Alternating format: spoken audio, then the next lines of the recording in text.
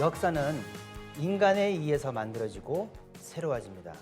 특히 그 탁월한 한 그 지도자의 손길에 의해서 역사의 흐름이 좌우되어 왔습니다. 자, 이제 시점을 바꿔서 지금 우리가 살고 있는 이 시대는 병든 상극의 역사가 완전히 청산되고 새로운 천지가 열리는, 개벽이 되는 그런 대전환의 시대에 살고 있습니다.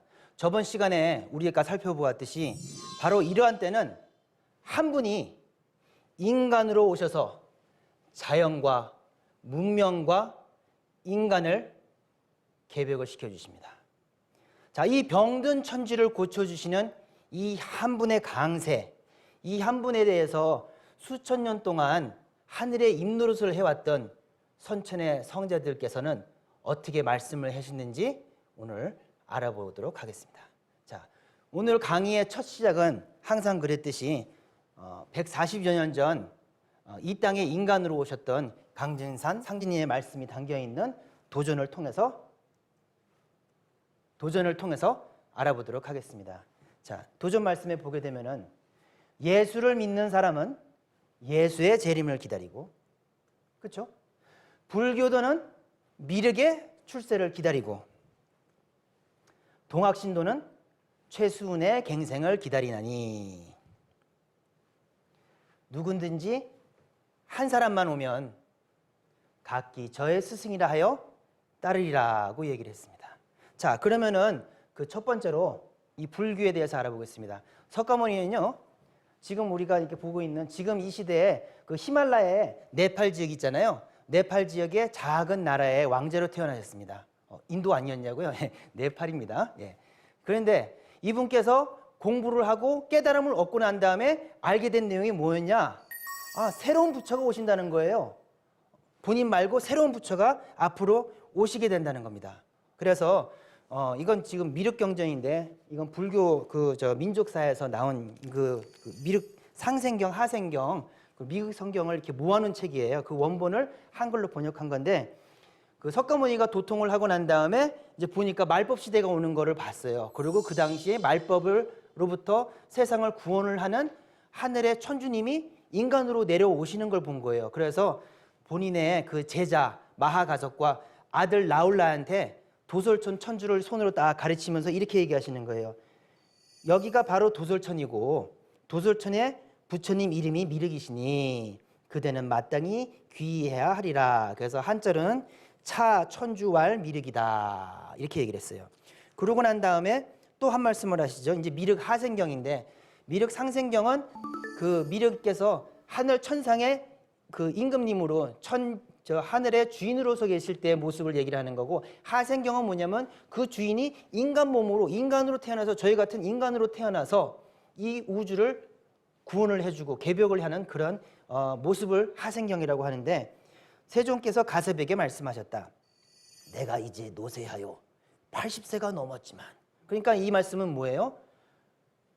죽음을 앞두고 자신의 아들 라울라와 자신의 수제자 가섭한테 유언을 내리는 거예요. 자, 내 성문은 큰 가섭 비구와 도발탄 비구와 빈드로 비구와 나온 비구다. 여기 나온 비구가 이제 라울라거든요.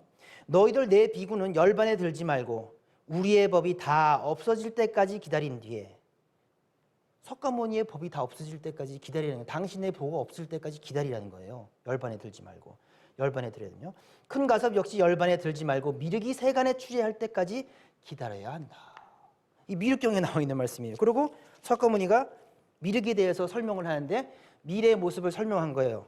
미륵 대성불경에 나오는데, 그때 미륵 부처님이 석가모니 부처님의 승가리를 받아서 오른손에 놓으니 겨우 2손가락을 가릴 정도이고, 승가리라고 하는 것은 그 대부처가 이렇게 입는 옷인데 그게 진리를 상징을 해요. 진리의 크기를 상징하거든요. 그런데 미륵불에 손에 올려놓으니까 오른쪽 2손가락에만 가리고 겨우 2손가락을 가릴 정도, 왼손을 덮어도 역시 2손가락을 가릴 정도이어서, 그러니까 석가모니 불의 그 진리의 크기와 미륵불의 그 진리의 크기란 것이 얼마나 큰지 그 차이가 느껴지시죠. 자, 근데 이제 그때가 되면, 미륵이 오시는 그때가 되면은 극한 극서가 없다는 거예요. 우주 질서가 바뀐다는 거죠. 지구가 틀어진다는 거예요. 그런데 이제 미륵의 세상이 되면 이렇게 양극적인, 음양의 양극적인 현상, 극한, 극서가 사라지는데 그것이 저절로 자연스럽게 사라지는 것이냐? 그것이 아니고 미륵불이 나타나면서 그런 현상이 펼쳐진다는 거예요. 미륵이 오면서 그런 세상을 만든다는 거예요. 자, 이것을 생존의 비밀에서는 어떻게 설명을 하고 있느냐? 우리가 생존의 비밀 1부 3장을 강의했을 때 좀 알아봤던 부분이죠. 이거는 월장경이죠. 월장경 원문 그 당시에 봤었는데 요약을 하면 1월 성신이 제자리를 찾지 못하고 말법 시대를 얘기를 하는 겁니다. 1월 성신이 제자리를 못 찾으니까 천지가 변한 거죠. 지축이 변한 거죠. 그때 고약한 병들이 잇따라 번진다. 그래서 천지 대변혁과 함께 병난이 오는데 이게 월장경에서 전한 내용이죠. 자, 근데 이런 질병겁이 일어나는 그때 도솔천의 천주 미륵부처님이 동방나라에 강세한다는 것이 미륵경의 결론인 것입니다. 그리고 이러한 병든 세계를 고치는 분을 뭐라고 표현을 했느냐? 화엄경에서는 대의왕이라고 표현을 해요. 자, 의는 의사의자고 왕은 왕자죠. 그건 뭐예요? 의업의 절대자라는 뜻을 갖고 있어요. 의왕이라는 것은. 근데 그 앞에 대자가 붙었잖아요. 이것은 무엇이냐? 병든 천지와 병든 문명과 병든 인간을 다 같이 치유를 해주는 그러한 절대자 대의왕이 도솔천의 천주이신 미륵이시고 그분이 인간으로 오셔서 구원을 전해준다라는 메시지인 겁니다. 자, 그러면은 이러한 그 대의왕을 기독교에서는 어떻게 이야기를 했는지 알아보도록 하겠습니다. 자, 2000년 전에 예수님이 오시면서 전한 복음의 핵심 결론은 뭐냐? 하늘에 아버지가 있다는 소리예요. 하늘에 계신 우리 아버지를 얘기를 한 거예요. 그래서 이거는 1903년 그 성경인데 그 당시에 우리나라에서 번역할 때 마가복음 번역할 때 상제의 아들 예수 그리스도 이렇게 써놨어요. 상제라고 썼는데 하느님이라고 안 했네요. 그 당시에 옛날에 하느님의 원래 그 호칭이 상제였기 때문에 성경에도 상제의 아들 예수 이렇게 나왔어요. 그래서 예수님이 전한 이 하나님 아버지라는 분은 어떤 분이냐? 성령적인 그런 말씀으로 존재하는 그런 이법적인 그런 섭리적인 형이상학적인 그런 하나님이냐? 아니라는 거죠. 예수님은 분명히 아버지라고 했어요. 그래서 아바라고 했어요. 지금도 유태인들은 아빠를 부를 때 아바라고 부릅니다. 그래서 예수님이 하늘에다가 기도를 할 때 아바 하고 기도를 하는 걸 보고 그 제자들이 엄청 놀랐다고 얘기를 해요. 그래서 아버지라는 말에는 분명히 인격적인 그런 인격신, 인간과 대화하고 인간과 교감을 하는 그러한 신이라는 걸 알 수 있어요. 그런데 예수님이 더 이상은 자세하게 얘기를 못했어요. 그런데 이 하느님을 실질적으로 본 사람이 있어요. 그게 누구예요? 그게 사도 요한이라는 사람입니다. 자, 사도 요한은 예수가 12제자가 있었어요. 12제자가 있었는데 기독교 박해사를 보게 되면은 베드로는 포교를 하다가 로마군한테 걸려서 죽을 때 십자가에 못 박혀 죽게 되는데 나의 스승이신 예수님하고 똑같이 죽는 거는 그분을 욕되게 한다. 차라리 거꾸로 매달아 죽여라 해가지고 거꾸로 매달아 죽고 바울도 십자가에 매달려 죽었어요.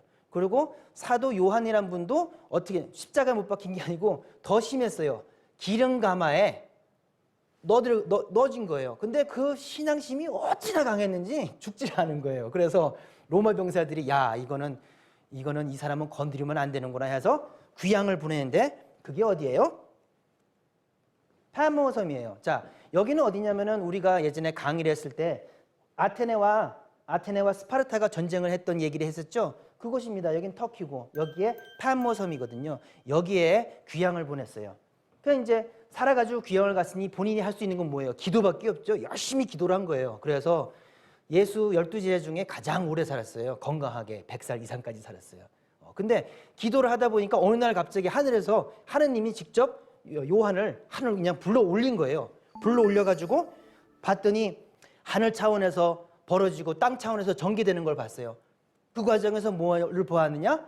거기에 나는 크고 흰 보좌를 보았습니다. 하늘에 계신 아버지를 봤는데 그냥 우리가 알고 있는 그런 아버지가 아니고 God at the white throne, 하얀 백보좌에 앉아서 천상 궁궐에서 직접 말씀으로 만물에게 명령을 하시는 통치자로서의 아버지를 본 거예요. 자, 요한계시록을 한번 또 보도록 할게요. Then I saw a great white throne and the one who sits on it. 나는 거대한 하얀색 백보자를 보았고 거기에 앉아 계신 그 한 분을 보았습니다. Then the one who sits on the throne said. 그 백보자에 앉아 계신 그분께서 말씀을 하셨습니다. And now I make all things new. 내가 만물을 보라, 내가 만물을 새롭게 만들어라 하고 명을 하니까 Earth and heaven fled from his presence and were seen no more. 내가 보니까, 그건 사도 요한이 얘기한 거죠. 내가 보니까 그 하느님께서 말씀하시고 나니까 보니까 하늘과 땅이 다 사라지고 바다도 없어졌더라. 자, 천상궁궐에서 말씀으로 명령을 해서 우주의 질서를 바꾸시는, 우주를 주지하시는, 우주를 마름질하시는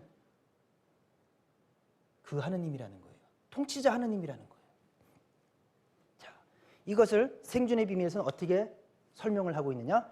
병들은 하늘과 땅으로부터 완전히 새로 태어나야 인간의 원죄와 타락의 비극을 완전히 종결시킬 수 있다. 예. 그래서 하늘과 땅과 인간이 천지인 3계가 새롭게 태어났다는 겁니다. 새롭게 개벽이 됐다는 얘기입니다. 자, 그러면은 이러한 말씀을 동양에서는 이 한 분에 대해서 어떻게 얘기했는지 알아보도록 하겠습니다. 자, 이제 유교의 얘기를 들어가도록 하겠습니다. 자, 유교의 경전을 보면은 유교의 최초의 경전은 서경과 시경이라고 하는데 이게 서경을 갖고 왔어요. 서경입니다, 이게. 제가 이제 그 의학사를 의사지만 또 의학의 역사를 전공을 하는데 의학사를 공부하면서 우리가 갖고 있는 개념은 뭐냐면은 고전을 공부할 때 있어서는 반드시 원전을 봐라. 논문을 보지 말라고 해요, 일단은.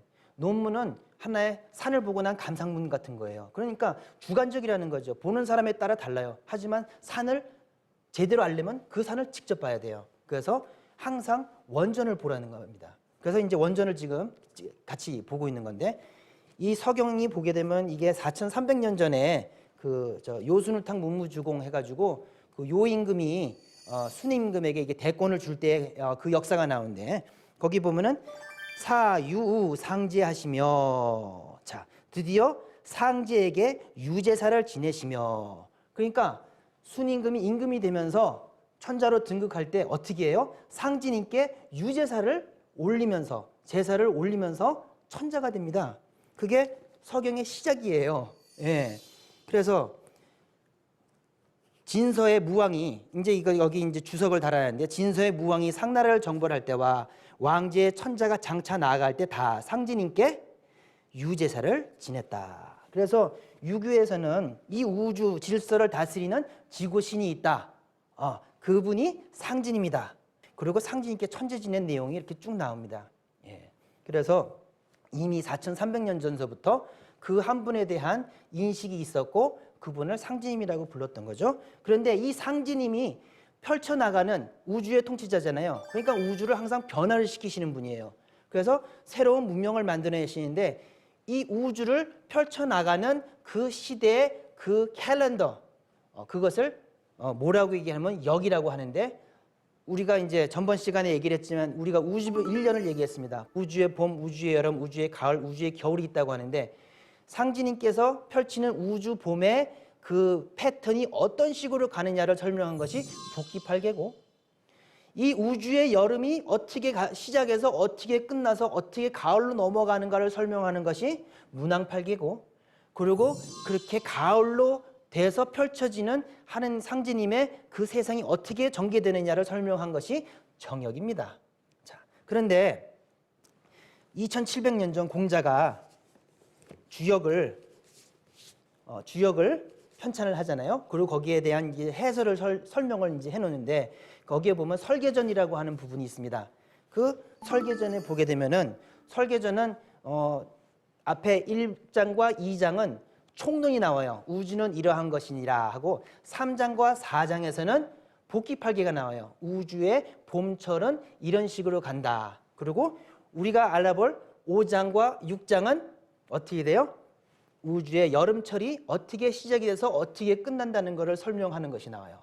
그게 나오는데, 자, 쟤는 출호진이다 이렇게 했어요. 여기서 쟤는 뭐예요? 우리가 볼 때 임금님 쟤로 알고 있지만, 자, 쟤는 각골 문자 아시죠? 각골 문자에 이 상징임을 하느님 제자로 이렇게 표현했어요. 그것이 후대 하느님 제자로 바뀌었고 뒤에 상징으로 바뀌었어요. 그래서 쟤라고 하는 것은 여기서 뭐예요?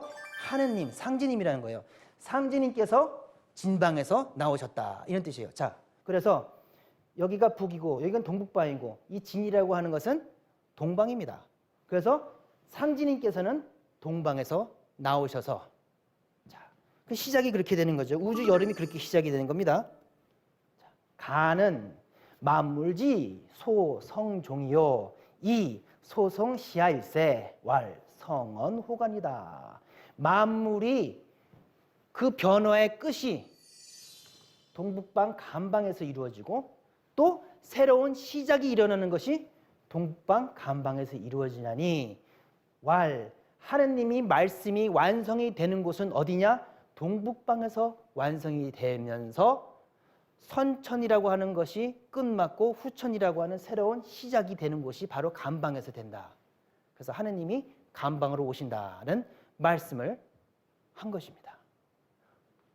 되게 충격적이죠? 그래서 야, 이거 갖다 맞춘 거 아니냐 해가지고 저도 이제 직접 봤는데 이게 다르게 해석을 할 방법이 없더구만요. 예. 자, 그래서 이것을 생존의 비밀에서는 어떻게 설명을 하고 있느냐? 만물의 변화가 매듭지고 새로운 시작이 이루어지는 곳이니 간방은 모든 하늘의 말씀이 동북방에서 이루어진다. 자, 그러면 이 동북방은 도대체 어디를 얘기를 하는 것일까요? 간이라는 단어에 점 하나를 찍으면 어떻게 돼요? 위에 어질 양자가 돼요. 간방, 동북방 간방 쪽에 마음신자를 붙이니 그게 어떻게 돼요? 한, 우리가 얘기하는 원한의 문제 할 때 그 한입니다. 자, 그러면 동북방에 살고 있는 사람 중에 선량하면서 한 많은 민족은 어디예요? 한민족이죠. 한국이죠. 한 많은 이 세상, 이제 우리나라 노래부터 바로 거기입니다. 동부가 조선이에요. 우리가 살고 있는 이 조그만 땅덩어리에서 우주의 여름이 완결이 되고 우주의 가을이 시작이 된다는 것입니다. 그리고 상징님이 그쪽에 오신다는 말씀이죠. 그래서 자, 결론을 내려볼까요? 자, 이 유교, 불교, 그리고 기독교 그 성자님들께서 다 통하고 나서 보니까 이구동성으로 똑같은 결론이 나오신 거예요. 우주 질서가 바뀐다는 거예요. 이 가을 개벽이 온다는 거예요. 그때 병난이 오는데 그때 인류를 구원하는 하느님이 인간으로 오신다는 거예요. 야, 정말 충격적인 내용이죠. 예.